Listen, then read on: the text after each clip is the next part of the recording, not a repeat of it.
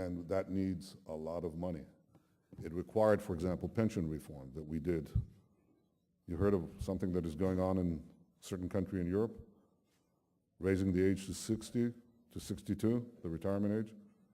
We raised it to 67, where I think we're number one in the world. Why? Because we recognize there's no other way to fund our future. And as someone who led that reform, I can tell you it's not easy. But we did many, many, many other reforms, all clustered together. I always thought, as finance minister, that it makes sense to maximize the number of reforms per national strike. We have to have this growth to fund education, to fund our society, to fund our elders, to fund our defense. And we have done this. We have changed this country. If you came here 15 years ago, it was a different country. If you'll be here 15 years from now, it will be a different country. It used to be the country of that joke. How do you make, you all know it, how do you make a small fortune in Israel? You come with a big fortune. Well, no longer. And the great challenge we have is to have people who come with no fortune, who are here with no fortune, but they better themselves because we give them a good education. And then they can open up a small business, and that business can grow and become a great business. That's the challenge. By the way, there is no other way to ensure a growing economy in the world. I've heard of the various theories that speak of the decline of entrepreneurship and initiative. There is no other way to stimulate economies. And we're doing that, and we're very consistent, although we are part of a global economy. So our economic fortunes not only depend on us, they depend on the world. But what depends on us, we have to do, and we are going to do it. And the other key to maintaining our strength is to maintain and strengthen our identity, both inside and outside of Israel.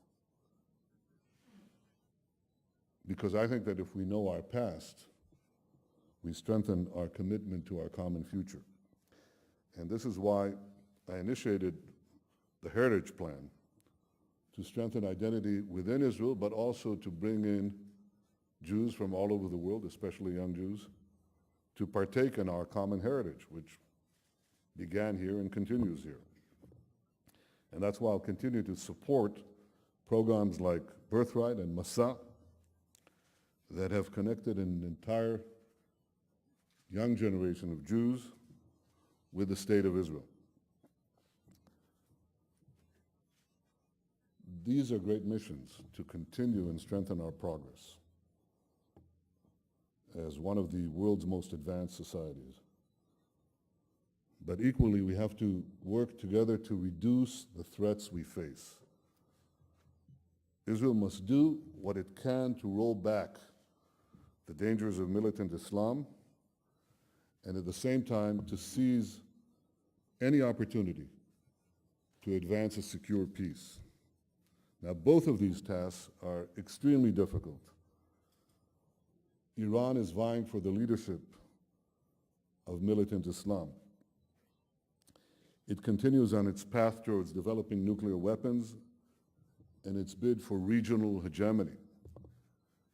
In addition to its threats to annihilate Israel and its denial of the Holocaust, Iran is confronting the United States in Afghanistan and Iraq. It's taking over Lebanon. It's dominating Gaza. It's establishing beachheads in Arabia and in the Horn of Africa, and sends its tentacles into South America as well. Now, this is what Iran is doing without a nuclear weapon. And imagine what it will do with one. Imagine what its proxies will do under a nuclear umbrella. The international community, led by the United States, must constantly make clear, in both word and deed, that it will not permit Iran to develop nuclear weapons. Advancing a secure peace is equally difficult. After 17 years of failure, people should be careful about assuming they have discovered a magic formula for instant success. See, I believe that peace is possible, but it must be based on a readiness for mutual compromise. Not just the Israeli side making compromises, but the Palestinian side making some fundamental compromises as well. And if we are to succeed, we must apply the lessons learned from a decade that saw a wave of terrorism and thousands of rockets fired, over 10,000 rockets, 12,000 rockets actually, fired on our citizens. So for me, the two most important lessons are these. First, only when our peace partners are willing to recognize the legitimacy of a Jewish state will they truly be prepared to end the conflict and make a lasting peace with Israel. And second, only by having effective security arrangements on the ground will Israel be able to defend the peace. And in our part of the world, the only peace that holds is a peace you can defend. And peace can also be unraveled. I often point out that we had peace, extraordinary relations with two countries that we had trade relations with, security contacts, even military cooperation with one, the meeting of leaders. We even had 400,000 tourists go to one, another, each year. That was Iran, and the second is regrettably Turkey, and I hope we can improve our relations with Turkey. The establishment of a formal peace does not guarantee, of a formal peace treaty does not guarantee that the peace will last. You need security arrangements for two purposes. One, to ensure that the peace lasts, and second, to protect yourself if it doesn't. And in order to protect yourself, you have to ensure that we don't have a repeat for the third time of a situation where we vacated territory, Iran walked into Lebanon, walked into Gaza. We cannot allow Iran to walk into the hills dominating Tel Aviv and encircling Jerusalem. Because that will not merely mean the end of peace. It could put a strategic threat on the future of the Jewish state. The conclusion I reach is not that we should not advance towards peace, is that that peace arrangement must have built into it arrangements on the ground, security arrangements, concrete security arrangements that prevent this mistake from reoccurring a third time. And I believe that this is the central expectation of the people of Israel who've suffered, after great hopes, who've suffered, despite international guarantees, despite promises to the contrary, from the lack of such security arrangements and the lack of such stringent demands of our peace partners to begin a change and recognize the state of Israel and end the conflict with it. Now, as all of you know, Israel has a unique political system where one hears many different voices, official voices, about the prospects of peace, about what such a peace might look like, and about many other things. But while I will continue to listen carefully to all these views, I'm leading Israel down the path I believe in. And I know that there will be many bumps on the road, many obstacles to overcome. But I'm confident that by uniting around our legitimate and necessary demands for mutual recognition and security, I think we can increase greatly the chances that we will achieve an historic compromise with our neighbors.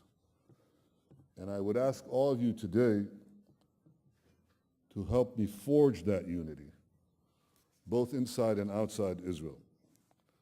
The more our people speak with one voice about these principles that I think we can unite on, I think we must unite on, the more that voice will be heard clearly throughout the world. This was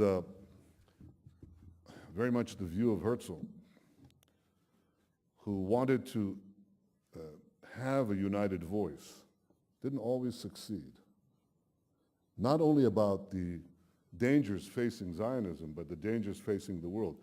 That was true of Herzl, and even more true of his great partner, Max Nordau. Nordau was one of the greatest thinkers of the late 19th century, and for a decade he was one of the dominant intellectuals of the West. There are great American writers of the early 20th century who speak of him, speak of what a great influence he had on him. But Nordau was not successful. In his great book, Degeneration, he spoke about the impending rise of totalitarianism, of fascism and communism, and what this will do to the world, not only to the Jews. He joined Herzl because he believed the Jews have to save themselves against these forces. But he was unable to alert the world to the danger. And the rest is history. World history and our history. Now today we're in the beginning of the 21st century. And we have to alert the world to the dangers that we face, not only that we face, but that the world faces. And the dangers Israel faces is not from the rise of China and India. It's not the danger that America faces either, or the West, as it's commonly known. That is not the great danger. I don't think it's a danger at all. The great danger is the fact that wedged right between East and West is the rise of radical Islam that knows no bound to its ruthlessness and to its acquisition of the weapons of mass death without any inhibition to their use. This is new.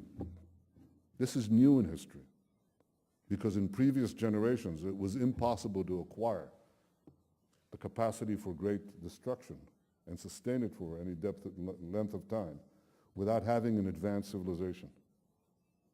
But now, primitive societies, barbaric societies, societies that in the beginning of the 21st century enslave women, mutilate them, deny human rights to their own citizens, promote terror worldwide, and promote the most absurd doctrines.